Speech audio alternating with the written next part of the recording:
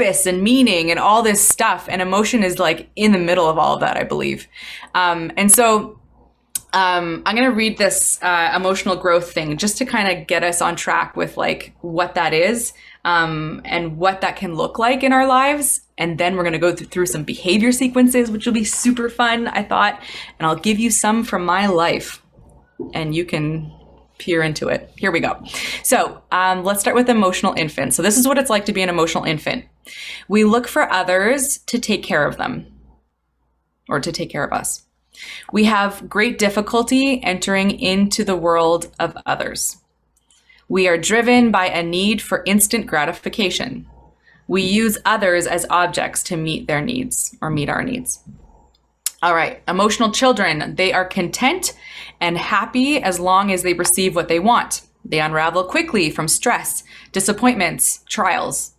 They interpret disagreements as personal offenses. They are easily hurt. They complain, withdraw, manipulate, take revenge, become sadistic when they don't get their way. They have great difficulty calmly discussing their needs and wants in a mature, loving way. Okay, so that's the emotional child. Next, we have the emotional adolescent. They tend to be defensive. They are threatened and alarmed by criticism. They keep score of what they give so they can ask for something in return. They deal with conflict poorly, often blaming, appeasing, going to a third party, pouting, or ignoring the issue entirely. They become preoccupied and occupied with themselves. They have great difficulty truly listening to another person's pain, disappointments, or needs, and they are critical and judgmental. All right, and the last part, this is the goal, is being an emotional adult. And this is what an emotional adult is like. They are able to ask for what they need, want, or prefer clearly, directly, and honestly. They recognize, manage, and take responsibility for their own faults and feelings. They can, when under stress, state their own beliefs and values without becoming adversarial. They respect others without having to change them. They give people room to make mistakes and not be perfect. They appreciate people for who they are, good and bad and ugly, not for what they give back. They accurately assess their own limits, strengths, and weaknesses, and are able to freely discuss them with others. They are deeply in tune with their own emotional world and able to enter into the feelings, needs, and concerns of others without losing themselves. And they have the capacity to resolve conflict maturely and negotiate solutions that consider the perspective of others. And so, yeah, when I went through that list, I was like, oh man, I got a lot of work to do. But yet it was cool seeing the list of the adult, and I was like, wow, like, hey, I feel like I've made some progress. And I really appreciate that about recovery. I feel like it's a pretty gentle environment where we are told that it's progress and not perfection. For me, perfection is a problem because I want everyone and everything to be perfect. And that's a part of my symptoms as a codependent and as an Al-Anon.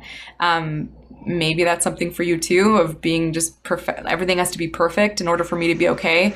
And so emotions definitely are a part of that, and that it is progress. It's not perfection. And so that was really cool to look through that. And so there's this behavior sequence that I thought was really important to touch on. And so what it is, it's like, basically you have an outside cue. Okay. You have what your trigger is. You have the people, the places, and the things that set us off. They're the things that are actually beyond our control. We can't control them, even though sometimes we think we can and try to. And then when they do occur, they prompt a change in our emotions and our composure often. So that's the outside cue, all the things outside of us. The inside cue then is the automatic thought that happens. And this is the running commentary in our minds. Okay, so outside cue, something happens, it triggers us. Inside cue, all of a sudden something's triggered inside of me. And I'm like, oh, these are the thoughts that come. For me, often they are resentments or their fears. Those are big ones for me. And then we have the behavior. So I think all this stuff is going on inside my head because this just happened. And now I have a behavior. So this is the stuff that I do. This is my reaction. So this is the stuff that I do. I ask myself, like, why do I do what I do? I actually do control what I do. I think that was a big thing for me. My experience of not emotionally sober is that I blamed everyone. I blamed everything. I blamed, if it only was like this, if only I got 10 hours of sleep a night, my kids keep interrupting my sleep every single night. Like, how do you think I'm supposed to be? Of course I'm angry. Of course I'm going to react. Of course I'm going to be short with you. I can't help it. Not true. Actually, I technically can. There is some control inside of me. But I guess that's the part even about recovery in going through step one is being like, you know what? Like, I am powerless. Like, left to my own devices, I'm powerless over others. I'm powerless over these things. And I come to believe that I need a power greater than myself, to be able to respond well, and not only respond well to people for the sake of like them. It's not even about people pleasing. It's about my own peace of mind.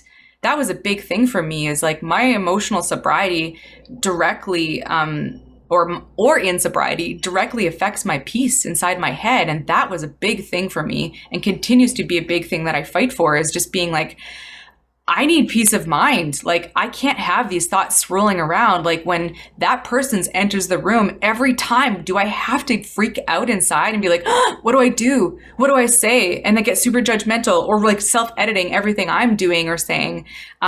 Or, is that going to make me so frustrated, or something is so frustrating that I have to go and find ease and comfort, whatever that is for me. And it's not good for me, because I'm then trying to be in control of all of the things. So going back to the behavior sequence, the thing is that we have that outside cue, we have the trigger, we have the inside cue, the automatic stuff that happens in our head, and then we have the behavior and the outcomes. Okay, so I promised you personal examples. Personal example number one of my emotional sobriety. Last night, as I was preparing for this talk, guess what? God has a really good, I believe God has a really good, what am I trying to say? He just humors me, okay? He's got a good sense of humor, that's what I'm trying to say. I'm preparing for this talk, and my kids, I thought I wore them out so well by taking them on this super hilly hike and everything, and they were exerting all this energy. I thought, perfect, I've worn them out, they're gonna go straight to bed. No. Their bedtime is 7, and they're little. Their bedtime is 7, but they were up and down, just causing havoc and threatening to open up their baby sister's door and wake her up. And I'm trying to prepare for this talk, and it's 2 hours of mayhem with them, and they're sneaking down and think they're so funny and jumping off of shelves in their bedroom. It was insane. And I'm like, all right, here's an outside cue. I'm super pissed at my kids right now. Oh, so I'm mad at them because, my outside trigger is, okay, outside trigger, kids are disobeying me. They're not going to sleep. They're disrespecting me. And I'm just so frustrated. They won't go to bed. Inside cue, well, that's kind of the inside part, is that actually they're not obeying me. Maybe I'm a terrible mom. I can't even get my kids to sleep. They don't respect me, but you know what? Screw those kids. I'm the mom. And then inside the behavior is a multitude of behaviors. I start off patient and kind. Okay, guys, I'll tuck you in again for the 10th time, but the 11th time, it's not gonna fly. Or eventually, it's get to bed. You guys need to go to sleep. I'm so sick of this. You disrespect me. You're gonna wake up your sister. Guess what? Tomorrow, you're not getting dessert because you're disobeying me. So I start threatening and all of the things. So here's the outcome. Basically, most of the outcome is I think I did the right thing, but they ultimately do what they're going to do. And my outcome is I'm frustrated. I am trying to get this talk under wraps and praying the whole time, being I really need to be able to do this. I want to be able to do this, but it's just not working out. Okay, so so there's that one. Second one. Happened this morning. No, not this morning. It happened yesterday. Here's my husband, okay? You get inside my house right now. So my husband says, this is classic. He does this often. It's one of my resentments. Hey, Joanne, what did you do today? Why aren't those dishes done? Oh, like, why isn't the laundry done? What have you done today? Okay, outside cue, big trigger. Inside cue, in my head, thoughts are, well, he's saying I'm lazy. He's saying that I'm worthless, that I don't pull my weight, that I don't contribute to our home, and that this is my fault. And then I also have the tape inside that says, well, screw him. Like, I don't have to take this. So the behavior is there's one or two that usually will happen. Either I will react internally and I will become resentful and bitter. Like I'll try to bite my tongue, but it will eventually like brew up and explode, either later in the day or in a couple weeks or something. Like it'll happen. Or that time does happen and I react by name calling him, or I just lash back and yell at him. And I state all of the things that he doesn't do right. So I defend myself. So the outcome is, I think that I did the right thing. This is the positive outcome, okay? I think I did the right thing and I feel justified in my decision. Or the negative outcome could be that he fights back and we have a big fight and we say and do things that we regret. So it's just like, I hope that this is making sense of like, what is emotional? Oh man, I'm at 20 minutes. Okay. What is emotional recovery? And I think that, or emotional sobriety. And like I was saying at the beginning, emotional sobriety and recovery, it's an inside job. It actually is God transforming me from the inside out. And so as we work these 12 steps, or whatever steps, you're a part of, whether it's Life Lab or some other recovery process, but step one in some form or fashion just says like, we're powerless, we're not in control, and life is unmanageable. And so because we need power, we find a power greater than ourselves. And he gives us power, and he actually promises a life of that's full of freedom, one that's manageable. And the problem here is that I've been playing God. When I'm letting my emotions like run the show, I'm running the show. I'm playing God, and I'm not God. I am ill-equipped to play the role of God. I'm human. And so we are not in control of all these outside cues. That was a big thing I had to start to understand. I can't control all the people, places, and things, but I have a higher power that can come in and show me what self-control looks like. And also not only self-control, because sometimes that feels like sticky of like, what does that even mean? But I have a God that comes in and promises to heal these things. As I've gone through, resentments, these inventories, my fear inventories, I started to clean stuff up. And it's by God's grace that it could get cleaned up. He started to do work inside of me. He started to transform it. And so like, as I've now been through this process of 12 steps and starting to take other people through it, like it is amazing. I'm less quickly to react. And of course I blow it sometimes. Okay. I'm human, but man, like it's quicker to be like, for me anyways, to quickly make amends. It's like, okay, I snapped at Josh, my husband, but pretty quickly I'll actually realize like I owe an amends to this guy. Like I need to apologize and like humbly come to him and say like, I'm really sorry. Like, I don't want to act like that. I don't want to treat you that way. I really love you. I'm sorry. Is there something I can do to make it right?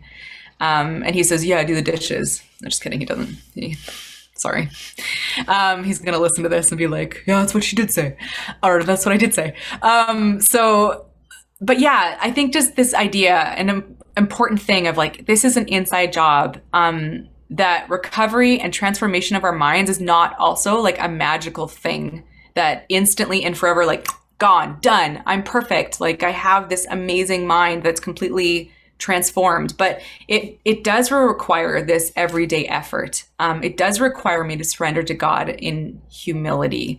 I have to start every day and say, God, like you're in control of this. I give you all the people, all of the places, all of the things that I'm not in control of. I need to know that you're in control so that I can be secure. I can be okay.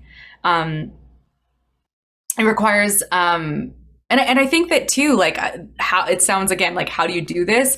To me, it's been through meditation. It's been through prayer. It's been in helping others. It's been working these 12 steps.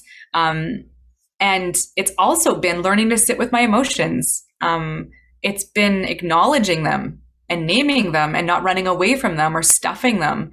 It's asking God about them, because sometimes I don't even know. I'll sit in these emotions and be like, oh man, like, I don't even know what I'm feeling right now, but I feel like a jumble of stuff and I'm feeling anxious. And so I have to take pauses often and ask God, like, what am I feeling right now? I'll journal about them and then I'll actually feel them. I'll feel sad and be like, I'm sad right now and that's okay. And ultimately, this is just like giving my emotions to God and asking God for me to just, can you transform these? Like, can you make these healthy? Can you make these which are intended for good? Can you make them good and not something that's scary for me? And so, yeah, I'm out of time, guys. But I think that at the end of the day, I just really want to say that there is hope. God does retrain and rewire our brains if we let him, if we're willing.